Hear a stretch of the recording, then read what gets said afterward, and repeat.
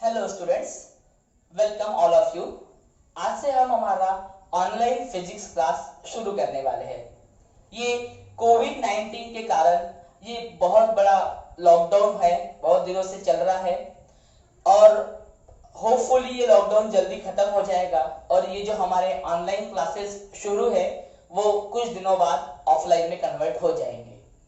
ठीक है, अब देखिए आज से हम अपना बेसिक टॉपिक ही शुरू करने वाले हैं। जैसे मैंने नाम लिख के रखा है यहाँ पर वेक्टर्स, लेकिन उससे पहले मैं आपको कुछ बताना चाहता हूँ। सभी लोग ध्यान से सुनिए। देखो, हमारे लाइफ में सबसे इंपॉर्टेंट बात क्या है, मतलब what is the ultimate goal of life. मतलब अगर आप लाइफ जी रहे हो, ओके, तो आपको क्या मतलब ऐसा लगता है कि आप लाइफ जी रहे हो तो आपका अल्टीमेट एम क्या है। ओके, तो देखो, कोई बोलेगा मुझे सर डॉक्टर बनना है, कोई बोलेगा मुझे इंजीनियर बनना है, या मेरे पास बहुत बड़ा बंगला होना चाहिए, बहुत बड़ी ब्रांडेड कार होनी चाहिए। तो ऐसे बहुत लोगों के ऐसे बोलेंगे कि हमारे ऐसे ऐसे गोल्स है, लेकिन मैंने इन गोल्स की बात नहीं की। मैंने कहा what is your ultimate goal of life, आपके लाइफ का अल्टीमेट गोल क्या है। तो आपके नहीं, हर किसी के लाइफ का अल्टीमेट गोल एक ही है और वो है हैप्पीनेस, खुशी।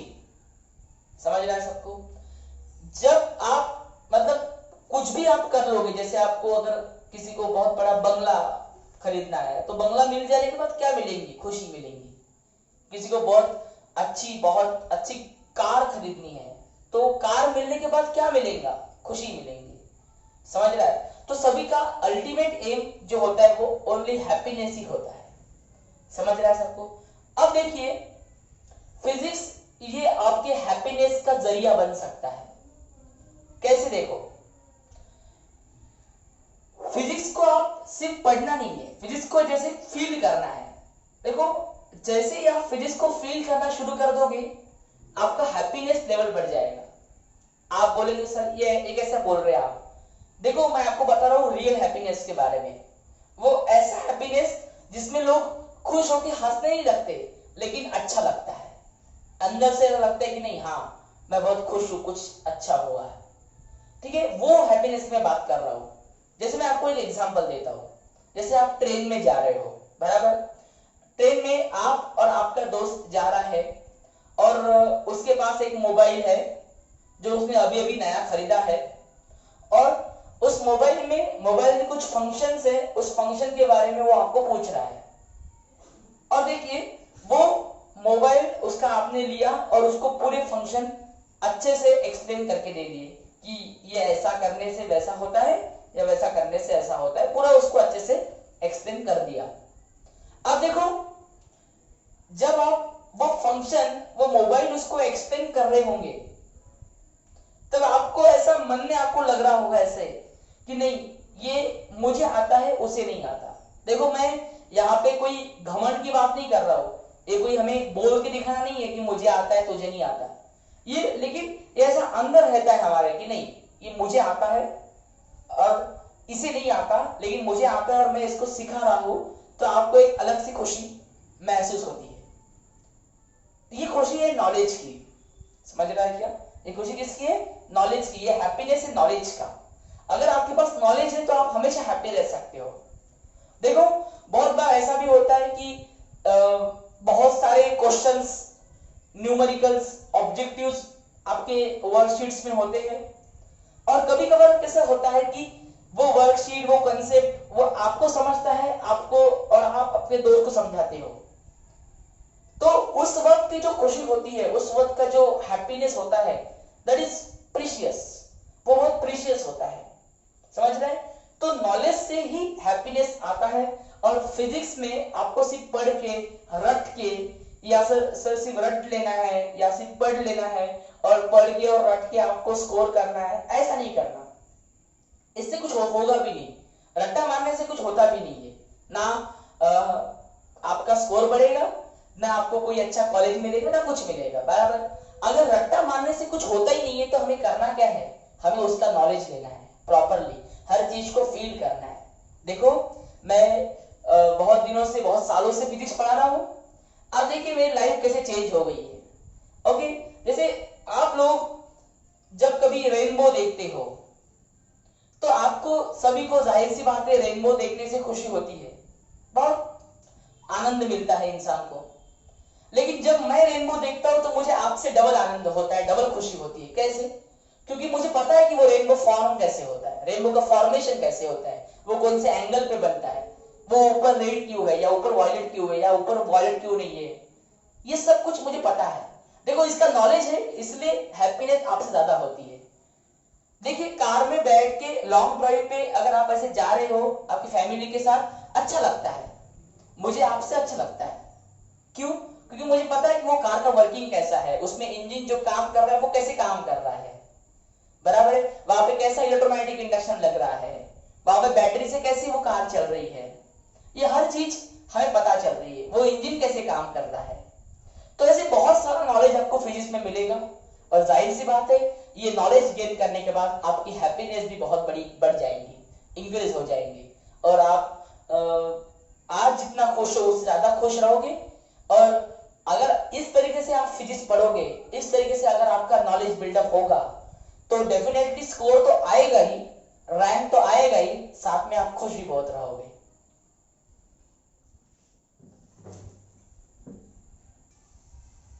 ओके, तो अब देखिए अब हम आज से हमारा टॉपिक शुरू करने वाले हैं। तो सभी लोग एक नया रजिस्टर लो, मतलब कोई ऐसा पेज लिया, कोई घर में कोई पुराना रजिस्टर पहना है, मतलब पड़ा है, उसको उठा के लिख लिया। ऐसा मत करो प्लीज, ठीक है। एक नया रजिस्टर लो और अच्छे से स्टार्टिंग से पूरा प्रॉपरली लिखते रहो। ओके, अब हमारे ऐसे लेक्चर डेली आते जाएंगे और डेली आपको अपना नोट्स तैयार रखना है, आपको डेली लिखते जाना है, क्योंकि ये शुरुआती दौर के जो बेसिक लेक्चर्स है वही आपको आपका बहुत ही अच्छा, जितना भी आपका बड़ा सपना है, जो भी आपको कॉलेज चाहिए, जेई, नीट, जितना भी बड़ा आईआईटी कॉलेज चाहिए, जितना बड़ा मेडिकल कॉलेज चाहिए, वो सब के लिए आपके ये शुरुआती दौर के बेसिक लेक्चर ही बहुत काम में आने वाले हैं, ठीक है। तो सभी लोग एक बहुत ही अच्छी, मतलब कोई ऐसी पुरानी बुक न लेते हुए एक नई बुक लो और शुरू हो जाओ। मैं जैसे जैसे बढ़ जाऊंगा वैसे वैसे आप नोट डाउन करते जाना, वीडियो को पॉज करते करते, और अच्छे से सीखो। जो भी डाउट्स हैं वो आप डाउट्स मुझे पूछ सकते हो और मैं आपको सारे डाउट्स आपके क्लियर कर लूंगा, ठीक है। ओके, तो शुरू करते हैं। सबसे पहले फिजिक्स में सबसे इंपॉर्टेंट, जैसे हम पढ़ने वाले थे वेक्टर्स चैप्टर। देखो वेक्टर चैप्टर का फिजिक्स में बहुत ज्यादा इंपॉर्टेंस है। कैसे? देखो आप कोई भी चैप्टर पकड़ लो, जैसे हम बोलेंगे नीट या जेई, कोई भी एंट्रेंस एग्जामिनेशन बोलो, कोई भी चैप्टर बोलो। देखो समझो हमने बोला इलेक्ट्रोस्टैटिक्स, एक बहुत बड़ा चैप्टर है, उसका वेटेज भी अच्छा है। Current electricity, electrostatics, magnetic effect of electric current, oscillations. देखो कोई भी चैप्टर लो आप, उसमें वेक्टर का टर्म मैक्सिमम चैप्टर में आता है। मतलब अगर आपको, आप ध्यान दो, अगर किसी क्वेश्चन को डिफिकल्ट करना है, मैं आपको बता रहा हूं सिंपल सी बात है, अगर एग्जामिनर को किसी क्वेश्चन को डिफिकल्ट करना है तो बस क्या करेगा, वो उस चैप्टर में वेक्टर को इन्वॉल्व कर देगा। बस अगर उसने उस चैप्टर में, उस क्वेश्चन में वेक्टर को इन्वॉल्व कर लिया कि वो क्वेश्चन डिफिकल्ट हो गया। तो हम क्या कर रहे हैं, हम स्टार्टिंग में ही वेक्टर पढ़ रहे हैं ताकि वो जो फिजिक्स का डिफिकल्ट वर्ड जो है आपके डिक्शनरी में या लोगों ने आपके दिमाग में घुमाया है कि जो फिजिक्स बहुत डिफिकल्ट है, वो आज ही निकल जाएगा। वेक्टर ही अच्छे से पढ़ो, जिसको ये वेक्टर जम गया उसको फिजिक्स का डिफिकल्ट वर्ड उससे डिक्शनरी से निकल जाएगा, क्योंकि वेक्टर ही फिजिक्स को डिफिकल्ट बनाने के लिए बहुत, मतलब इंपॉर्टेंट रोल प्ले करता है। मैं नहीं बोलता कि सिर्फ वेक्टर ही रोल प्ले करता है, जो लोग बोलते हैं डिफिकल्ट, सोफा डिफिकल्ट, वैसे डिफिकल्ट तो होता नहीं है, लेकिन जो भी लोगों को डिफिकल्ट लगता है वो वेक्टर उसमें आने की वजह से डिफिकल्ट लगता है। और वेक्टर ही अगर आपको अच्छे से जम गया, वेक्टर पे आपकी अच्छी कमांड आ गई, तो फिर आपको पूरा फिजिक्स एकदम आसान लगने लगेगा। समझ रहे? तो इसी जुनून से, इसी जोश से हम वेक्टर की स्टार्टिंग करते हैं। बहुत ही अच्छे से समझिए, जो भी डाउट्स है आप पूछ सकते हो, ठीक है। ओके, देखिए ये वेक्टर्स, सबसे पहले फिजिक्स में एक टर्म आता है, उसके बारे में पढ़ेंगे, that is physical quantity.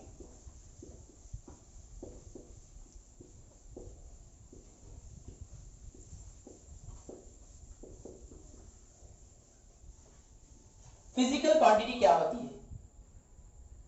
Physical quantity के पहले भी क्वांटिटी क्या होती है? देखिए स्टूडेंट्स, हमारे सराउंडिंग में बहुत सारे ऑब्जेक्ट्स हैं, ठीक है, बहुत ऑब्जेक्ट है। जैसे कि आप जहां पे भी सराउंडिंग जो भी आप देख रहे हो सभी ऑब्जेक्ट है। जैसे ये पेन, ये भी एक ऑब्जेक्ट है, ठीक है। ये यहाँ पे कुछ दिख नहीं रहा होगा बहुत सारी चीजें, ओके, लेकिन ये आपके सराउंडिंग में जो भी दिखता है, आपको चेयर दिखता है, ये बोर्ड दिखता है, ये सब क्या है? ऑब्जेक्ट है। और हर ऑब्जेक्ट का कोई ना कोई गुण होता है, कोई ना कोई कैरेक्टरिस्टिक्स होती है, और उस कैरेक्टरिस्टिक्स को हम कुछ नाम देते हैं, दैट इज क्वांटिटी। देखो कैसे, मैं आपको समझाता हूं एग्जांपल देके कि ये दो चीजें हैं मेरे पास, बराबर, ये एक पेन है और ये पेन का वो ढक्कन है, समझ रहा है? अब देखिए इन दोनों में ऐसी कौन सी कैरेक्टरिस्टिक्स है, ऐसा कौन सा गुण है जो इन दोनों को डिफर कर रहा है? तो देखिए, इसकी साइज बड़ी है, इसकी साइज छोटी है, ये उनका गुण है, ये उनकी कैरेक्टरिस्टिक्स है, ठीक है। इस कैरेक्टरिस्टिक्स को हमने एक नाम दिया, लेंथ। क्या नाम दिया? लेंथ। तो लेंथ क्या हो गई? क्वांटिटी। लेंथ क्या हो गई? क्वांटिटी। तो क्वांटिटी बेसिकली है क्या? तो बहुत सारे ऑब्जेक्ट है, ऑब्जेक्ट में जो हम कैरेक्टरिस्टिक्स, ऑब्जेक्ट में हर ऑब्जेक्ट में देखो डिफरेंट डिफरेंट कैरेक्टरिस्टिक्स होते हैं, बहुत सारे कैरेक्टरिस्टिक्स होते हैं, बहुत सारे गुण होते हैं, और वो गुण को हम कुछ नाम देते हैं, दैट इज क्वांटिटी। समझ रहा है? जैसे आप शॉपकीपर के पास गए, दुकान में गए, आपको शक्कर लेना है, तो आपने क्या किया? उसको 20 रुपए दिए, एक पैकेट उठाया, ऐसा किया, रख दिया, दूसरा पैकेट उठाया, ऐसा किया, रख दिया। आपने क्या देखा? आपने उसका वजन देखा, उसका वेट देखा, बराबर। तो ये इसका भी हमने एक नाम दिया, मास। तो ये भी क्या हो गई? क्वांटिटी, बराबर। हमने क्या देखा कि सर एक जो शुगर का जो पैकेट है, एक जो शुगर का पैकेट है वो मेरे हाथ को ज्यादा दबा रहा था, और दूसरा शुगर का पैकेट है वो मेरे हाथ को उतना ज्यादा दबा नहीं रहा था पहले कंपैरिजन में। पहला वाला बहुत ज्यादा दबा रहा था, दूसरा वाला थोड़ा सा कम प्रेस कर रहा था, तो हमने इसका नाम दे दिया मास। ये उसकी कैरेक्टरिस्टिक्स है, ये उसका गुण है। समझ रहा है सबको? देखो मैंने आपको सराउंडिंग के अभी फिलहाल सिर्फ 2 ही क्वांटिटी बताई है, बराबर है। सराउंडिंग के मैंने अभी आपको सिर्फ 2 ही क्वांटिटी बताया है। जैसे ये पहली क्वांटिटी कि ये एक पेन है, ये उसका ढक्कन है, इन दोनों में क्या फर्क है? साइज का। इनके क्या गुण है? इसकी हाइट बड़ी है, इसकी हाइट छोटी है, तो इसके नाम दे दिया हमने लेंथ। इसके गुण का, इसके कैरेक्टरिस्टिक्स का हमने क्या नाम दे दिया? लेंथ। इसको बोलते क्वांटिटी। लेंथ क्या है? क्वांटिटी है। समझ रहा है सबको? लेंथ क्वांटिटी है। दूसरा एग्जांपल मैंने दिया शॉपकीपर का, बराबर है, कि अगर आप शॉपकीपर के पास जाते हो, अगर आपने ऐसा उठा के देखा, दूसरा पैकेट उठा के देखा, और कोई एक लेके आए, इसका मतलब कौन सा पैकेट आपके हाथ के ऊपर ज्यादा प्रेशर लगा रहा है, उससे हमने उसके गुण का नाम क्या दे दिया? मास। तो इस कैरेक्टरिस्टिक्स को जो हम नाम देते हैं that is quantity, that is quantity. लेकिन देखो फिजिकल क्वांटिटी मतलब क्या होता है? समझ रहा है? फिजिकल क्वांटिटी मतलब क्या होता है? फिजिक्स की क्वांटिटी। देखो मैं अभी जो मैंने लेंथ और मास के बारे में बोला, वैसे बहुत सारी क्वांटिटीज है, ठीक है, लेकिन अभी देखो समझो कि फिजिकल क्वांटिटी मतलब क्या होता है, फिजिक्स की क्वांटिटी मतलब क्या होता है। तो जिन क्वांटिटी को याद रखना, जिन क्वांटिटी को हम मेजर कर सकते हैं, नाप सकते हैं, गिन सकते हैं, उसको हम बोलते हैं फिजिकल क्वांटिटी, मतलब फिजिक्स की क्वांटिटीज। समझ रहे हैं? क्या बताओ आप, क्या लेंथ फिजिकल क्वांटिटी है? अगर आपको समझ गया होगा तो बताइए, क्या लेंथ फिजिकल क्वांटिटी है? क्या हम लेंथ को नाप सकते हैं, मेजर कर सकते हैं? बिल्कुल। 1 metre, 2 metre, 10 kilometre, 100 kilometre, 20 kilometre, length को हम मेजर कर सकते हैं। लेंथ को हम बिल्कुल मेजर कर सकते हैं। इसीलिए लेंथ कौन सी क्वांटिटी होगी बताओ? Physical quantity. देखो जिस क्वांटिटी को हम मेजर कर सकते हैं उसको बोलते हैं फिजिकल क्वांटिटीज, मतलब फिजिक्स की क्वांटिटीज। समझ रहा है? क्या मास, मैंने बोला मास, क्या मास फिजिकल क्वांटिटी है? बिल्कुल। क्या हम मास को मेजर कर सकते हैं? Yes definitely. 10 केजी, 20 केजी, 10 ग्राम, 20 ग्राम हम मास को मेजर कर सकते हैं। तो बताइए मास कौन सी क्वांटिटी होगी? मास भी हमारी फिजिकल क्वांटिटी हो गई। तो जो क्वांटिटी को हम मेजर कर सकते हैं उसे बोलेंगे फिजिकल क्वांटिटी। समझ रहे? तो सबसे पहले इसका डेफिनेशन क्या लिख दो। What is physical quantity? It is the characteristics of object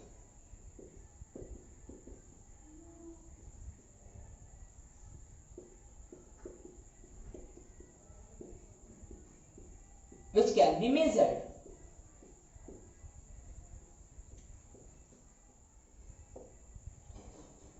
क्या है physical quantity? It is the characteristics of object, object की वो कैरेक्टरिस्टिक्स जिसे हम क्वांटिटी कहते हैं, विच कैन बी मेजर्ड, मतलब ऑब्जेक्ट के जिन गुणों को, जिन कैरेक्टरिस्टिक्स को हम मेजर कर सकते हैं, नाप सकते हैं, उन क्वांटिटीज को हम फिजिकल क्वांटिटीज बोलते हैं। समझ रहा है? उन क्वांटिटीज को हम क्या बोलते हैं? Physical quantity, that is physics की क्वांटिटीज। सर आपने कहा कि फिजिकल क्वांटिटीज मतलब फिजिक्स की क्वांटिटी, जिस क्वांटिटी को हम मेजर कर सकते हैं उसे हम फिजिकल क्वांटिटी कहते हैं। तो एक बात बताइए सर, क्या ऐसे भी कोई क्वांटिटीज होते हैं? क्या ऐसे भी कोई क्वांटिटीज होते हैं जिनको हम नाप नहीं सकते? तो बिल्कुल होते हैं। मैं आपको एग्जांपल देता हूं। राम की श्याम से फ्रेंडशिप है, दोस्ती है, फ्रेंडशिप है। अब देखो, राम एक ऑब्जेक्ट है, श्याम भी एक ऑब्जेक्ट है, और उन ऑब्जेक्ट की उनकी कैरेक्टरिस्टिक्स क्या है? दोनों में जो गुण है वो क्या है? फ्रेंडशिप का। उसका नाम क्या लिया हमने? फ्रेंडशिप। क्या फ्रेंडशिप क्वांटिटी है? बिल्कुल फ्रेंडशिप क्वांटिटी है, लेकिन वो क्या फ्रेंडशिप को हम मेजर कर सकते हैं? नहीं। मैंने बोला राम की श्याम से 10 किलोमीटर फ्रेंडशिप है, ऐसा कभी होता है क्या? बिल्कुल नहीं। बराबर है, फ्रेंडशिप को हम मेजर नहीं कर सकते। तो फ्रेंडशिप क्वांटिटी जरूर है, लेकिन वो फिजिकल क्वांटिटी नहीं है, वो फिजिक्स की क्वांटिटी नहीं है। फिजिक्स में ऐसी फ्रेंडशिप वाली कभी क्वांटिटी नहीं आएगी, क्योंकि फिजिक्स में सिर्फ वही क्वांटिटी आती है जो हम मेजर कर सकते हैं। वैसे तो बहुत सारे क्वांटिटीज हैं ऑब्जेक्ट के रिलेटेड, लेकिन जिसे हम मेजर कर सकते हैं उसी को फिजिकल क्वांटिटी कहते हैं। जिसे हम मेजर नहीं कर सकते उसे हम फिजिकल क्वांटिटी नहीं कहते, उसे नॉन फिजिकल क्वांटिटी कहेंगे। समझ रहे हैं? जैसे मदर लव हर चाइल्ड, माँ अपने बच्चे से प्यार करती है, बराबर है? तो ये कौन सी क्वांटिटी हो गई? ये भी नॉन फिजिकल क्वांटिटी। क्या हम इसको मेजर कर सकते? कितना प्यार करती है? 10 मीटर, 20 मीटर? नहीं। समझ रहा है? हम इसको भी मेजर नहीं कर सकते, बराबर है? तो हमें सिर्फ वही क्वांटिटी लेना है जिसको हम मेजर कर सकते हैं। समझ रहा है? उसी को बोलते हैं फिजिकल क्वांटिटीज। वापस से एक बार रिपीट करता हूं, बताइए क्वांटिटीज क्या होता है? तो क्वांटिटीज मतलब हमारे सराउंडिंग में बहुत सारे ऑब्जेक्ट्स होते हैं, और वो ऑब्जेक्ट के कुछ गुण होते हैं। वो गुण किसी में ज्यादा होता है, किसी में कम होता है। वो कैरेक्टरिस्टिक्स किसी में ज्यादा होती है, किसी में कम होती है। तो उन कैरेक्टरिस्टिक्स को दिया गया नाम, वही तो क्वांटिटी होती है। ओके। और फिजिकल क्वांटिटी क्या होता है? जिस क्वांटिटी को हम मेजर कर सकते हैं उसे बोलते हैं फिजिकल क्वांटिटी, और जिस क्वांटिटी को हम मेजर नहीं कर सकते उसे बोलते हैं नॉन फिजिकल क्वांटिटी। और हम किसके बारे में पढ़ने वाले हैं? फिजिक्स की quantity, that is physical quantities. समझ रहा है? तो यहाँ पे एग्जांपल मैंने आपको दो एग्जांपल दिए थे, लेंथ और मास। और भी कुछ एग्जांपल आप लिख लीजिए। एग्जांपल लेंथ, मास, टेम्परेचर,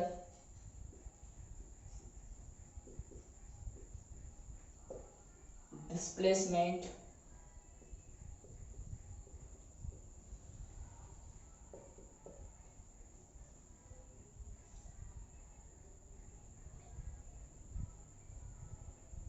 एक्सेट्रा।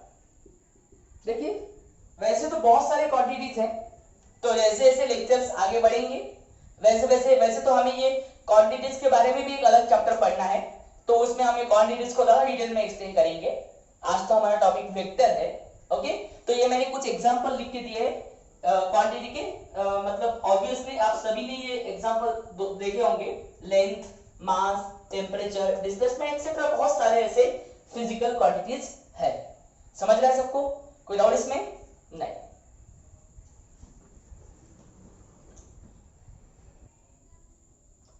ओके। तो देखिए स्टूडेंट्स, अभी हमने फिजिकल क्वांटिटी क्या होता है वो पढ़ा। What is physical quantity? It is the characteristics of quantity which can be measured. Sorry, it is the characteristics of object which can be measured. मतलब ऑब्जेक्ट की वो कैरेक्टरिस्टिक्स जिसको हम मेजर कर सकते हैं, नाप सकते हैं, गिन सकते हैं, उसे बोलते हैं फिजिकल क्वांटिटीज। और ऐसे फिजिकल क्वांटिटी बहुत सारे हैं, बराबर है। ओके, अब देखिए फिजिकल क्वांटिटी कि फिजिकल क्वांटिटी जितने भी सारे हैं, मतलब जितने भी आपने आज तक पढ़े हैं या आगे पढ़ने वाले हैं, बराबर है। मैं तो आपको सिर्फ आज तक जितने भी आपने 10th तक फिजिकल क्वांटिटीज पढ़े होंगे, फिजिक्स में आए हुए क्वांटिटीज, मैं उसके बारे में फिलहाल बात करूंगा, क्योंकि आगे 12th में बहुत सारे क्वांटिटीज आने वाले हैं, समझ रहे हैं। तो देखिए फिजिकल क्वांटिटीज जितने भी होते हैं वो फिजिकल क्वांटिटीज के नेचर के दो टाइप्स होते हैं। There are two types of nature of physical quantities. लिखो यहाँ पे ऐसा, there are two types of nature of physical quantities. There are two types of nature of physical quantities.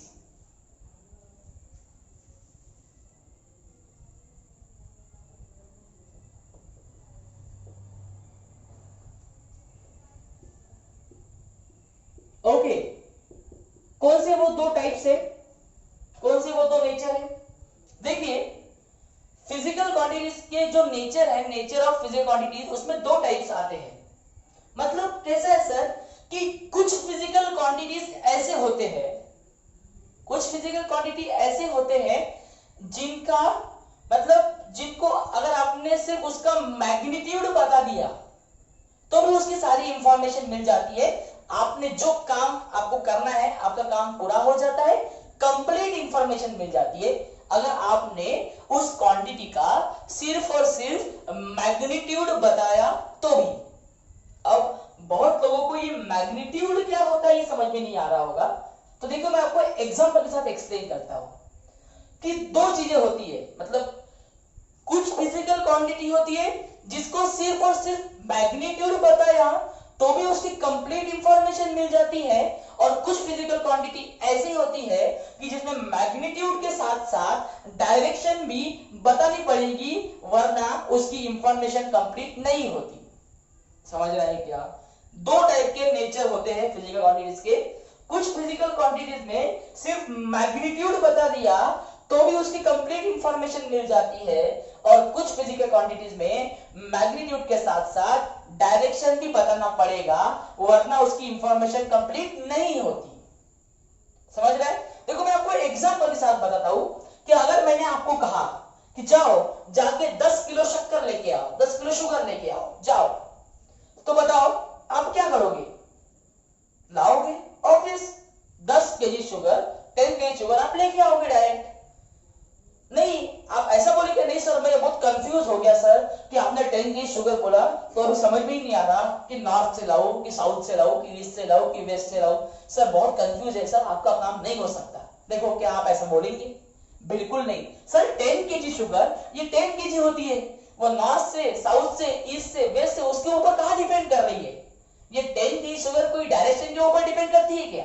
बिल्कुल नहीं। 10 केजी शुगर ये 10 केजी होती है, और 10 केजी क्या है? ये जो नंबर है ना, नंबर 10 केजी, इसी को बोलते हैं मैग्नीट्यूड। समझ रहे हैं आपको? जिस फिजिकल क्वांटिटी को सिर्फ मैग्नीट्यूड की जरूरत होती है उसकी कंप्लीट इंफॉर्मेशन देने के लिए, उस फिजिकल क्वांटिटी को हम बोलते हैं स्केलर क्वांटिटी। क्या बोलते हैं उसको? स्केलर क्वांटिटी, बराबर है। जैसे नाम देता हूं मैं आपको, कुछ फिजिकल क्वांटिटी को सिर्फ और सिर्फ मैग्नीट्यूड की जरूरत होती है, और कुछ फिजिकल क्वांटिटी को मैग्नीट्यूड के साथ साथ डायरेक्शन की भी जरूरत होती है। तो जिस फिजिकल क्वांटिटी को सिर्फ मैग्नीट्यूड की जरूरत होती है उस फिजिकल क्वांटिटी को हम बोलते हैं स्केलर क्वांटिटी। क्या बोलते हैं उसको? Scalar quantity. और जिस फिजिकल क्वांटिटी को मैग्नीट्यूड के साथ साथ डायरेक्शन की भी जरूरत होती है उसे हम बोलते हैं वेक्टर क्वांटिटी। क्या बोलते हैं उसे? Vector quantity. और यही हमारे चैप्टर का नाम है। इसी के बारे में हमें पूरा डिटेल में पढ़ना है, वेक्टर। ठीक है, देखिए वापस से एक बार देखिए, मैंने बोला अभी कि 10 केजी शुगर लाने के लिए हमें डायरेक्शन बताने की जरूरत नहीं है, बराबर है। तो 10 केजी क्या है? मैग्नीट्यूड। 10 केजी क्या है? मैग्नीट्यूड। वो नंबर को मैग्नीट्यूड बोलते हैं। और मैग्नीट्यूड के साथ साथ अगर आपको डायरेक्शन बता दिया जाए तो ही इंफॉर्मेशन कंप्लीट होती है, तो ऐसे क्वांटिटी को वेक्टर क्वांटिटी बोलते हैं। लेकिन मुझे एक बात बताओ, 10 केजी शुगर के लिए कोई डायरेक्शन की जरूरत होती है? बिल्कुल नहीं। तो बताओ फिर जो 10 केजी मतलब कौन सी क्वांटिटी है? वो मास। बताओ क्वांटिटी का नाम क्या है? वो मास ना। तो बताओ मास कौन सी क्वांटिटी है, स्केलर की वेक्टर? तो मास कौन सी क्वांटिटी है? मास डेफिनेटली स्केलर क्वांटिटी है। मास कौन सी क्वांटिटी है? स्केलर क्वांटिटी है। समझ रहा है सबको? मास कौन सी क्वांटिटी है? स्केलर क्वांटिटी है। चलो मैं अभी आपको वेक्टर का एग्जांपल देता हूं। मैंने आपको बोला कि आपको 75 किलोमीटर चलो, मतलब आप एक गाड़ी लो और 75 किलोमीटर चले जाओ, यहां से नागपुर आ जाएगा। क्या आ जाएगा? नागपुर आ जाएगा। आपने क्या किया? आपने गाड़ी ली और 75 किलोमीटर निकल पड़े और आपने वहां पे जाके देखा ये तो नागपुर आया ही नहीं, यवतमाल आ गया। तो फिर आप क्या सोचोगे? अरे मैंने तो पूछा ही नहीं कि जाना कहां है। अरे 75 किलोमीटर यहां जाना है, 75 किलोमीटर यहां जाना है, या 75 किलोमीटर यहां जाना है, ये इंपॉर्टेंट है ना। उसमें सिर्फ 75 किलोमीटर जरूरी है क्या? यहां से निकलने के बाद 75 किलोमीटर चलने के बाद नागपुर आ जाएगा, ये बात सही नहीं है, ये कंप्लीट नहीं है, ये इनकम्प्लीट है।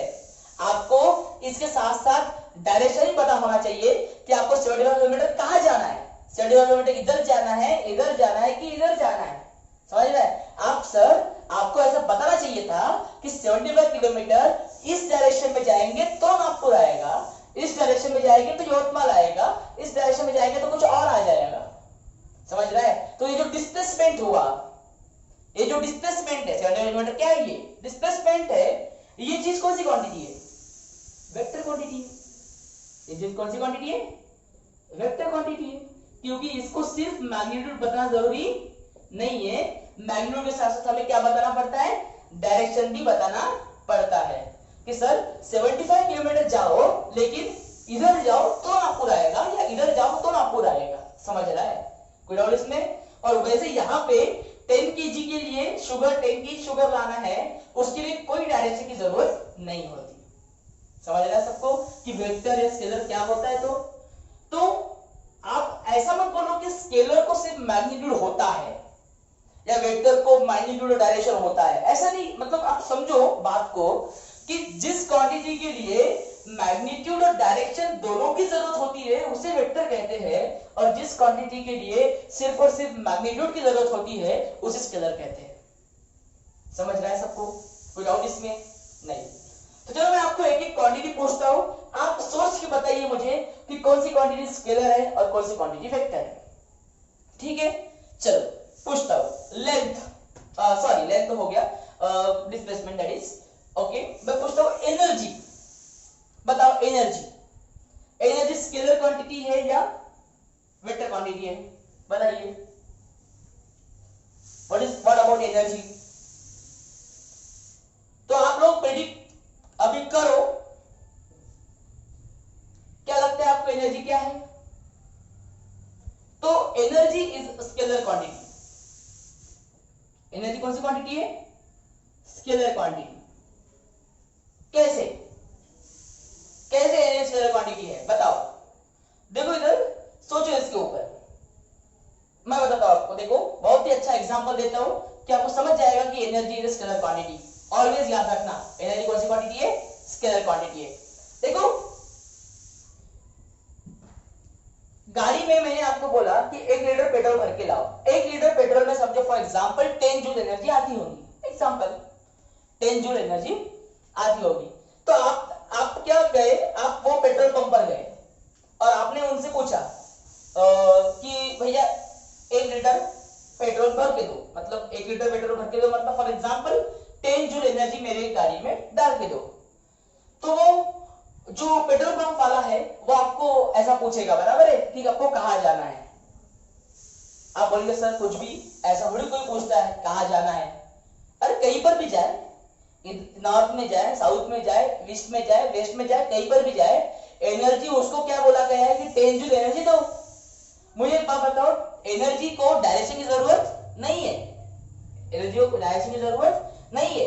अगर आपने वो पेट्रोल 1 लीटर पेट्रोल डाल दिया, मतलब टेंजिबल एनर्जी डाल दी, तो अगर वो गाड़ी नॉर्थ में गई तो भी उसका एनर्जी कंज्यूम हो जाएगा, अगर वो गाड़ी साउथ में गई तो भी उसका एनर्जी कंज्यूम हो जाएगा, अगर उसकी गाड़ी मतलब वेस्ट में गई तो भी एनर्जी कंज्यूम हो जाएगी। समझ रहा है सबको? देखो एनर्जी का डायरेक्शन से कोई लेना देना नहीं होता, एनर्जी सिर्फ मैग्नीट्यूड के ऊपर डिपेंड करती है, कितनी एनर्जी है बस। टेंजू वो खर्च तो कहीं पे भी हो सकती है, समझ रहे? जैसे मैंने खाना खाया और मेरे में कुछ 20 जूल एनर्जी आ गई, अब बताओ मैं यहां गया तो मेरी 20 जूल खर्च हो गई, तो यहां गया तो 20 जूल खर्च नहीं होंगी क्या? क्या सामने गया तो 20 जूल खर्च नहीं होंगी क्या? तो हो सकती है ना, बिल्कुल कहीं पर भी जाए एनर्जी को कोई डायरेक्शन नहीं होती। एनर्जी कौन सी क्वांटिटी है? Scalar quantity. समझ रहा है? कोई डाउट इसमें अभी? बिल्कुल नहीं। अब मैंने आपको पूछा वेलोसिटी, सर क्या करो 50 किलोमीटर पर आवर से जाओ, आप 2 घंटे में नागपुर पहुंच जाओगे। वेलोसिटी सुना होगा ना आपने, किलोमीटर पर आवर बराबर डिस्टेंस अपॉन टाइम। तो मैंने आपको बोला कि आप 50 किलोमीटर पर आवर से जाओ, आप 2 घंटे में नागपुर पहुंच जाएंगे या 1 घंटे में नागपुर पहुंच जाओगे, ओके। और आप 50 किलोमीटर पर आवर से चले गए, 50 किलोमीटर पर आवर की वेलोसिटी से चले गए, और वहां पे जाके क्या देखते हो? नागपुर पहुंचे ही, नागपुर पहुंचे ही, कहीं अलग ही पहुंच गए। तो बताइए वेलोसिटी कौन सी क्वांटिटी है? वेक्टर क्वांटिटी है। आप वेलोसिटी अगर किसी को बता रहे हैं कि इतने वेलोसिटी से जाओ, तो आपको यह बताना जरूरी है कि कहां पे जाना है। समझ रहा है?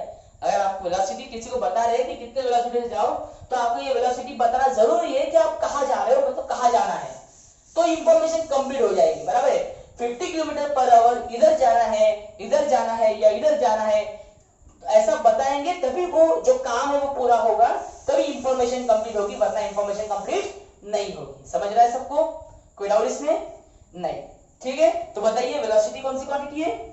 Vector quantity. वेलोसिटी कौन सी क्वांटिटी है? Vector quantity. बराबर है? कोई डाउट इसमें? नहीं। अब बताइए, मैं एक पूछता हूं, टेम्परेचर बताइए, टेम्परेचर कौन सी क्वांटिटी है? तो टेम्परेचर, आज वर्धा का टेम्परेचर 42 डिग्री सेल्सियस था, क्या है? ऐसा बोलेंगे, आज वर्धा का टेम्परेचर 42 डिग्री सेल्सियस है। तो वर्धा का टेम्परेचर 42 डिग्री सेल्सियस है, तो 42 डिग्री सेल्सियस ये क्या हो गया? मैग्नीट्यूड। 42 डिग्री सेल्सियस ये क्या हो गया? मैग्नीट्यूड। क्या ये डायरेक्शन के ऊपर डिपेंड है? बिल्कुल नहीं। अगर कोई सोच रहा होगा तो कि है, बिल्कुल नहीं। देखो मैंने समझो एग्जांपल देता हूं मैं आपको, बहुत लोगों को कंफ्यूजन होगा कि ऐसा कैसे, वर्धा तो अलग डायरेक्शन में पड़ता है, चंद्रपुर अलग डायरेक्शन में पड़ता है। मैं ऐसी बात नहीं कर रहा, मैं आपको बोल रहा हूं फिलहाल समझो ये रूम की बात करते हैं कि रूम में समझो मैंने एसी लगा के रखा है, और रूम में समझो 20 डिग्री सेल्सियस टेम्परेचर है। कितने है? 20 डिग्री सेल्सियस। तो बताओ ये 20 डिग्री सेल्सियस नॉर्थ में है, ईस्ट में है या साउथ में है? तो सर ऐसा कैसे सवाल हो गया सर? ये 20 डिग्री सेल्सियस ये पूरे रूम में है। समझ रहा है? 20 डिग्री सेल्सियस पूरे रूम में है, ये कोई ईस्ट या वेस्ट या नॉर्थ या साउथ में नहीं है। समझ रहा है? तो टेम्परेचर जो होता है वो एक एरिया में होता है, वो हर जगह सेम होता है। अगर उस एरिया की बात की तो वो कोई डायरेक्शन के ऊपर डिपेंड नहीं करता कि नॉर्थ। सर देखो क्या होता है, ये रूम में इधर खड़े रहे तो ठंडी लगती है सर, और इधर खड़े रहे तो गर्मी होती है सर। ऐसा होता है कभी? ऐसा बिल्कुल नहीं हो सकता, ऐसा हो ही नहीं सकता। समझ रहा है? अगर मैंने कहा था इस रूम का टेम्परेचर 20 डिग्री सेल्सियस है, तो वो हर डायरेक्शन में 20 डिग्री सेल्सियस है, इसलिए उसका डायरेक्शन कोई मैटर नहीं करता। तो टेम्परेचर कौन सी क्वांटिटी है? टेम्परेचर डेफिनेटली स्केलर क्वांटिटी है। समझ रहे हैं आपको एग्जांपल के साथ? कोई डाउट इसमें? नहीं। ठीक है, इस रूम का 20 डिग्री सेल्सियस है तो हर जगह 20 है, वर्धा का 42 है तो हर जगह 42 है। समझ रहा है? ओके, उसका कोई डायरेक्शन नहीं होता। क्लियर? तो जिसको डायरेक्शन बताने की जरूरत नहीं है कि सर आपने बताया कि इस रूम में वर्धा में 42 डिग्री सेल्सियस है, लेकिन आपने ये बताया नहीं कि कौन सी डायरेक्शन में 42 है। ऐसा कहीं होता है क्या? नहीं, ऐसा बताना ही नहीं पड़ता। आप कहीं पर भी टेम्परेचर सर्च करो, टेम्परेचर आपको मिलेगा 42 डिग्री सेल्सियस। ऐसा नहीं बोलेंगे कि वर्धा के नॉर्थ में 42 है, वर्धा के ईस्ट में ऐसा है, वेस्ट में ऐसा नहीं हो सकता। समझ रहा है?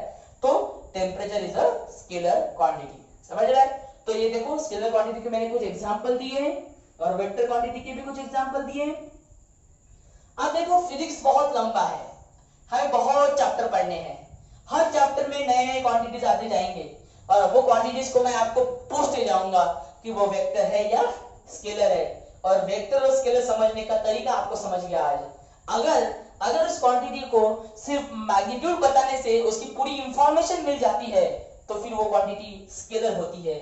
और अगर उस क्वांटिटी को डायरेक्शन बताने से या डायरेक्शन भी बताना पड़ेगा मैग्नीट्यूड के साथ साथ तो फिर वो क्वांटिटी वेक्टर होती है। समझ रहा है सबको? तो ये हो गया वेक्टर है स्केलर का बेसिक इंट्रोडक्शन कि वेक्टर क्या होता है और स्केलर क्या होता है। वैसे ये तो बहुत कम क्वांटिटीज हो गए हैं, बहुत सारे क्वांटिटीज हम पढ़ेंगे क्वांटिटीज वाले मतलब यूनिट्स डायमेंशन वाले चैप्टर में, तो आपको बहुत समझेगा कि ये कौन से टाइप की क्वांटिटीज होती है और फिर वो इस नॉलेज से आप लगा सकते हो कि वो वेक्टर है या स्केलर। समझ रहा है सबको? कोई डाउट इसमें? नहीं।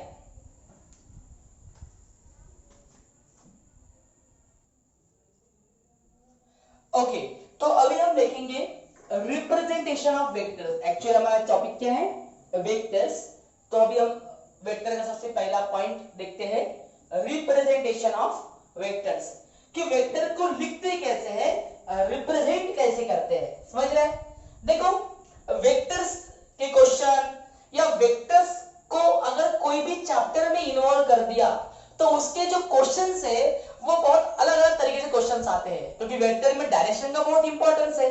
अभी आपने देखा, तो मैं आपको अभी पहले समझा देता हूं पहले कि डायरेक्शन मतलब नॉर्थ कहां पे है, साउथ कहां पे है, ईस्ट कहां पे है, वेस्ट कहां पे है।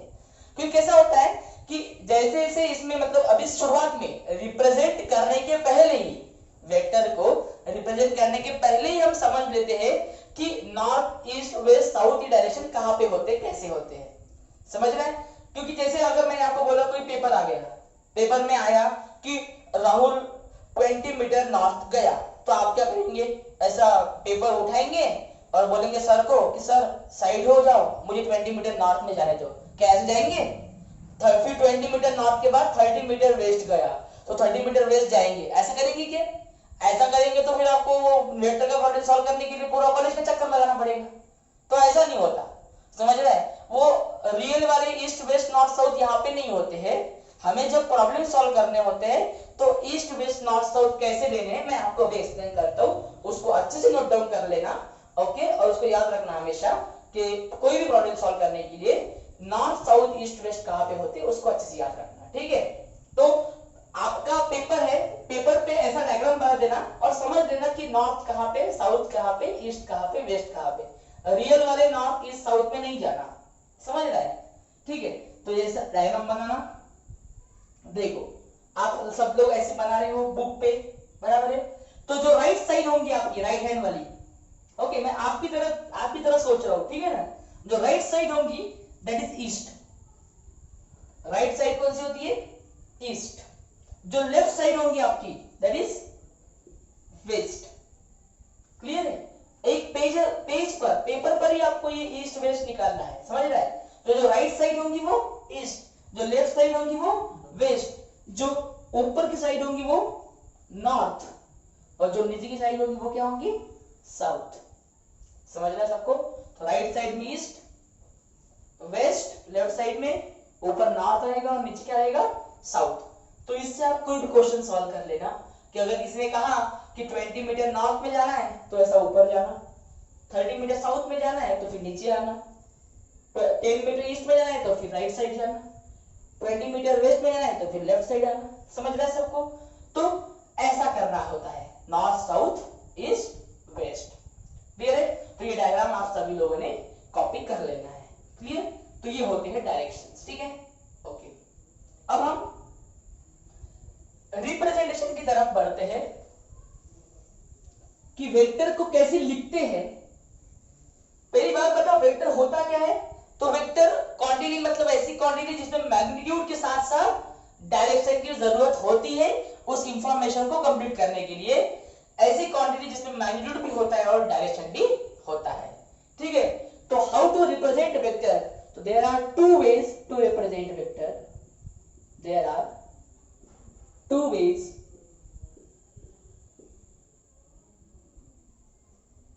to represent vector.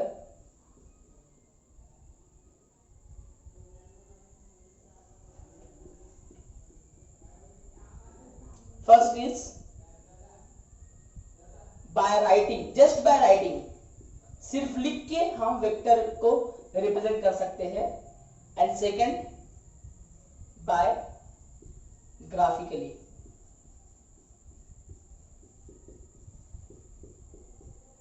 Bye graphically. तो ठीक है, ये जो बाय राइटिंग है मतलब वेक्टर को सिर्फ लिख के हम कैसे एक्सप्लेन कर सकते, कैसे रिप्रेजेंट कर सकते, ये हमें अभी पढ़ना है. देखो, there are two ways to represent vector. Vector को रिप्रेजेंट करने के दो तरीके हैं. एक है बाय राइटिंग और दूसरा है बाय ग्राफिकली. और अभी हम पढ़ने वाले हैं बाय राइटिंग, कि सिर्फ लिख के हम वेक्टर को कैसे रिप्रेजेंट कर सकते हैं. देखो, सिर्फ लिखना है वेक्टर को रिप्रेजेंट करना, मतलब पहला पॉइंट कौन सा है, सिर्फ लिख के, by writing, just by writing. आपको समझ में आ जाना चाहिए कि वो क्वांटिटी कौन सी है, वेक्टर क्वांटिटी है, सिर्फ लिख के. अब वेक्टर क्वांटिटी क्या होता है, जिसको मैग्नीट्यूड भी होता है और डायरेक्शन भी होता है. देखो, मैं एक एग्जांपल लेता हूं, डिस्प्लेसमेंट. डिस्प्लेसमेंट कौन सी क्वांटिटी है, वेक्टर क्वांटिटी है. अब देखो, डिस्प्लेसमेंट को जस्ट बाय राइटिंग मैं कैसे लिखता हूं, देखो अभी कि सिर्फ लिख के मैं डिस्प्लेसमेंट कैसे आपको दिखाऊंगा कि वो वेक्टर है. तो वेक्टर का रिप्रेजेंटेशन जस्ट बाय राइटिंग कैसे होता है, अब देखो. देखो, डिस्प्लेसमेंट को हम डी से डिनोट करते हैं. मतलब हम डिस्प्लेसमेंट को किसी से भी डिनोट कर सकते हैं. यहां पर मैंने डिस्प्लेसमेंट को डी से डिनोट किया. कैसे डिनोट किया, डी से. ओके, तो देखो, अगर आपको डिस्प्लेसमेंट डी कितना है ये समझो, फॉर एग्जांपल 20 मीटर डिस्प्लेसमेंट है. कितना है, 20 मीटर. अगर आपको ये डिस्प्लेसमेंट कौन सी क्वांटिटी है बताइए, वेक्टर क्वांटिटी है, बराबर है. डिस्प्लेसमेंट कौन सी क्वांटिटी है, वेक्टर क्वांटिटी है. तो अगर आपको दिखाना है कि ये वेक्टर क्वांटिटी है, तो फिर इसके सर पे आप क्या देना, सिंपल एक एरो दे देना. ओके, कोई न्यूमेरिकल में आपको ऐसा दिखा कि डी के सर पे एरो है, इसका मतलब बताओ डी कौन सी क्वांटिटी है, वेक्टर क्वांटिटी है. तो वेक्टर क्वांटिटी को रिप्रेजेंट करने का बस एक ही तरीका है, उस क्वांटिटी के ऊपर एरो दे देना. उस क्वांटिटी के ऊपर क्या देना, एरो दे देना. समझ रहे हैं आपको. जैसे फॉर एग्जांपल मैंने आपको बोला कि ये ए वेक्टर है, इसको कैसे पढ़ेंगे, ए वेक्टर. क्या ये क्वांटिटी वेक्टर क्वांटिटी है, बिल्कुल. क्यों, क्योंकि इस सर पे क्या है, एरो. आप बोलेंगे सर ये ए क्या है, देखो ए भी एक क्वांटिटी है. ए क्या है, क्वांटिटी है. जैसे आप ऐसा मत समझो कि डी, डी किसके लिए यूज किया हमने, डिस्प्लेसमेंट के लिए. एक लेटर यूज किया ना, उस लेटर के ऊपर हमने क्या दे दिया, एरो. अब देखो, कोई कोई जो क्वांटिटी होती है ना, उसके लिए फिक्स डिविजन होते हैं, समझ में आ जाता है जल्दी. जैसे फोर्स के लिए एफ होता है, वेलोसिटी के लिए वी होता है. लेकिन कभी कभी न्यूमेरिकल्स में, ऑब्जेक्टिव्स में हमें ऐसे जनरल क्वांटिटीज भी आती है. मतलब ये ए एक क्वांटिटी होगी, पता नहीं कौन सी क्वांटिटी है, ये कोई क्वांटिटी, कोई फिजिकल क्वांटिटी है, ए कोई फिजिकल क्वांटिटी है. और मैंने क्या किया, इस ए के सर पे एरो लगा के रखा है. मतलब या फिर क्वेश्चन में ए के सर पे एरो दिया है. तो बताइए, अगर ए के सर पे एरो दिया है, इसका मतलब ये वेक्टर है कि स्केलर, वेक्टर. मतलब ए कौन सी क्वांटिटी होगी, वेक्टर क्वांटिटी होगी. और समझो, अगर किसी क्वेश्चन में ऐसा आया कि ए के सर पे एरो ही नहीं है, इसका मतलब ये कौन सी क्वांटिटी होगी, फिर स्केलर. कौन सी क्वांटिटी होगी, ये स्केलर. क्योंकि सर के ऊपर का एरो क्या रिप्रेजेंट करता है, सर के ऊपर का एरो रिप्रेजेंट करता है कि उसके पास डायरेक्शन है. सर के ऊपर का एरो क्या रिप्रेजेंट करता है, कि उसके पास डायरेक्शन है. ओके, इसको कैसे पढ़ेंगे, ए वेक्टर, इसको ये स्केलर है, ये क्या है, स्केलर. अब ऐसा कंफ्यूज मत होना कि सर ये ए वेक्टर भी है और ये स्केलर भी है. ए एक जनरल क्वांटिटी है. ए क्या है, जनरल क्वांटिटी है. जैसे न्यूमेरिकल में अगर आपको ए के सर पे ऊपर एरो आया तो आप समझेंगे कि वो वेक्टर है.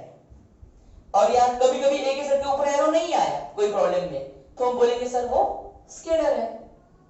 समझ रहा है. तो बताओ, वेक्टर को पहचानने का या वेक्टर को लिखने का सबसे आसान तरीका क्या करना, उसके सर पे एरो दे देना। जैसे मैंने आपको बोला, बताओ ये वेक्टर है कि स्केलर? वेक्टर। सर पे क्या है इसके? एरो। ये बताओ ये बी वेक्टर है कि स्केलर? स्केलर। क्यों? क्योंकि इसे सर पे अभी एरो नहीं है। अब बताओ, अब अगर मैंने सर पे एरो दे दिया, अब बताइए ये वेक्टर है कि स्केलर? वेक्टर। तो देखिए वेक्टर को रिप्रेजेंट करने का सबसे आसान तरीका ये बाय राइटिंग होता है। और राइटिंग मतलब सिर्फ लिख के हम वेक्टर को कैसे रिप्रेजेंट करते हैं, तो जो भी क्वांटिटी हम लिखने वाले हैं वेक्टर की, उसके सर पे हम क्या देंगे? सिर्फ एरो। उसके सर का एरो ही बताएगा कि उसके पास डायरेक्शन है। मैग्नीट्यूड के साथ साथ उसके पास डायरेक्शन है। सब समझ में आ रहा है? तो वेक्टर को रिप्रेजेंट करने का सबसे आसान तरीका और लिखने से कैसे हम रिप्रेजेंट कर सकते हैं, तो जस्ट उसके सर पे क्या देंगे? हम एरो। क्या देंगे हम उसके सर पे? एरो। कोई डाउट इसमें? नहीं। लेकिन बहुत ही इंपॉर्टेंट एक क्वेश्चन मैं यहां पे आपको पूछता हूं कि ये समझो फॉर एग्जांपल ये डिस्प्लेसमेंट वेक्टर है। कौन सा वेक्टर है ये? डिस्प्लेसमेंट वेक्टर है। क्लियर है? और इसके सर पे हमने क्या दिया है? एरो दिया है। इस सर पे हमने क्या दिया है? एरो। मतलब ये यहां से भी समझ में आता है कि ये वेक्टर क्वांटिटी है, बराबर? तो बताओ इसका मैग्नीट्यूड कितना? 20 मीटर। क्या है बताओ इसका? मैग्नीट्यूड है। 20 मीटर क्या है इसका? मैग्नीट्यूड है। और इसकी डायरेक्शन बताओ क्या होंगे इसकी डायरेक्शन? वेक्टर क्वांटिटी को डायरेक्शन तो होती है ना, तो डी वेक्टर लिखा मैंने ऐसा। इसके सर पे एरो है, इसका मतलब ये वेक्टर है। और 20 क्या है इसका? मैग्नीट्यूड, जो हमने डायरेक्ट लिख के बताया। तो डायरेक्शन बताओ इसकी कौन सी रहेंगी? तो अभी अभी मैंने बताया था आपको कि ये ईस्ट है, ये वेस्ट, ये नॉर्थ और साउथ। ये हमने अभी पढ़ा है डायरेक्शन। तो ये इधर जा रहा एरो, इसका मतलब ये डिस्प्लेसमेंट का जो डायरेक्शन है, क्या वो ईस्ट है? क्या वो ईस्ट है? तो अगर आप ऐसा सोच रहे हैं कि डिस्प्लेसमेंट के ऊपर का जो एरो है वो ये क्वांटिटी की डायरेक्शन बताता है, तो ये बिल्कुल गलत है। ये ऐसा नहीं है। समझ रहा है सबको? ये ऐसा नहीं है।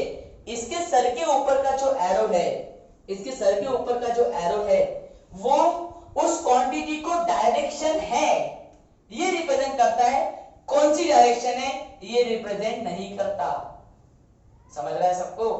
डी के सर के ऊपर का जो एरो है वो बताता है कि उस क्वांटिटी को डायरेक्शन है।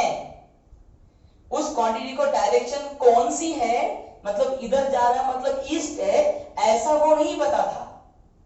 समझ रहा है? तो सर डायरेक्शन कौन सी होगी फिर इसकी? तो वो भी आपको लिख के दिखाना पड़ेगा। 20 मीटर इन नॉर्थ, बराबर है? कुछ भी हो सकती है डायरेक्शन। तो नॉर्थ के लिए क्या ऐसा करेंगे क्या? ऐसा नहीं होता। समझ रहा है?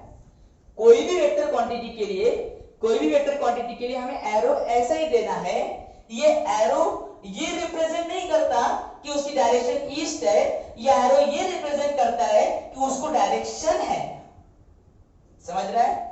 जैसे मैंने आपको बोला कि ये कोई क्वांटिटी है ए, तो ये ए वेक्टर है कि स्केलर? तो ये अभी स्केलर है। और अगर समझो किसी ने कहा किसी प्रॉब्लम में इसके ऊपर एरो आ गया, तो अब बताइए ये वेक्टर है कि स्केलर? तो ये क्वांटिटी अभी कौन सी बन गई है? वेक्टर। कौन सी क्वांटिटी है ये? वेक्टर। क्या वेक्टर को डायरेक्शन होता है? हाँ होता है। ये क्वांटिटी से बताता है, ये एरो आपको बताता है कि इसको डायरेक्शन है। ये एरो आपको बताएगा कि इसको डायरेक्शन है। और बताओ इसकी डायरेक्शन कौन सी है? तो आपका सिंपल सा जवाब होना चाहिए पता नहीं। हमें इसकी डायरेक्शन पता नहीं।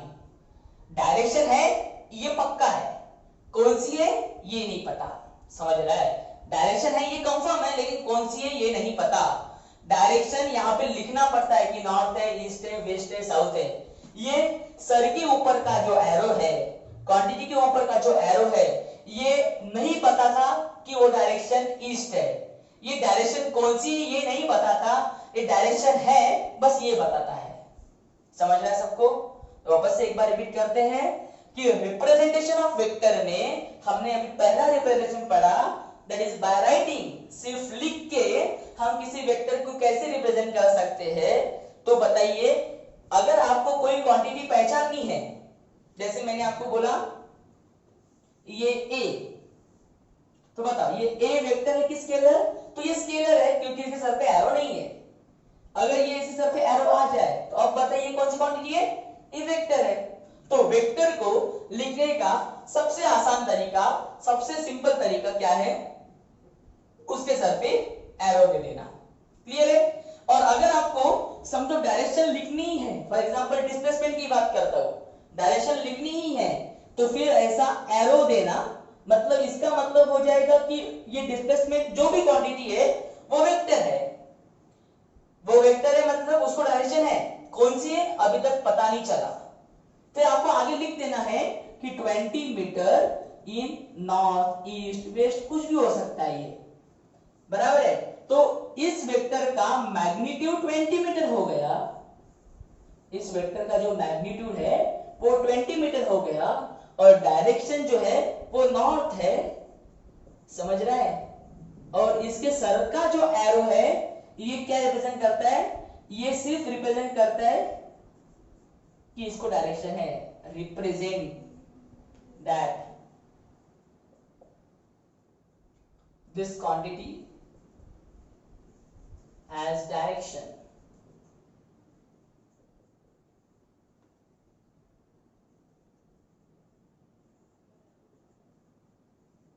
समझ रहा है सबको? तो ये सर के ऊपर का एरो क्या रिप्रेजेंट करता है? क्या? That this quantity has direction. इस क्वांटिटी को डायरेक्शन है, बस यही वो सर के ऊपर का एरो रिप्रेजेंट करता है। वो कौन सी डायरेक्शन है वो यहाँ पे आपको लिखना पड़ेगा। वो कौन सी डायरेक्शन है ये आपको यहाँ पे लिखना पड़ेगा। समझ रहे हैं? This arrow represent that this quantity has direction. समझ रहा है सबको? तो वेक्टर को रिप्रेजेंट करने के दो तरीके, एक है बाय राइटिंग, दूसरा है बाय ग्राफिकली। बाय राइटिंग हमने समझ लिया है कि जो भी क्वांटिटी के सर के ऊपर अगर आपको एरो दिखा, ओके, तो वो वेक्टर है। अगर एरो नहीं दिखा तो फिर वो स्केलर है। एरो मतलब उस क्वांटिटी को डायरेक्शन है, और डायरेक्शन है मतलब वो वेक्टर है। समझ रहे हैं? और ग्राफिकल मेथड ये भी बहुत एक इंपॉर्टेंट मेथड है जो कि हम कल के लेक्चर में पढ़ेंगे। Thank you.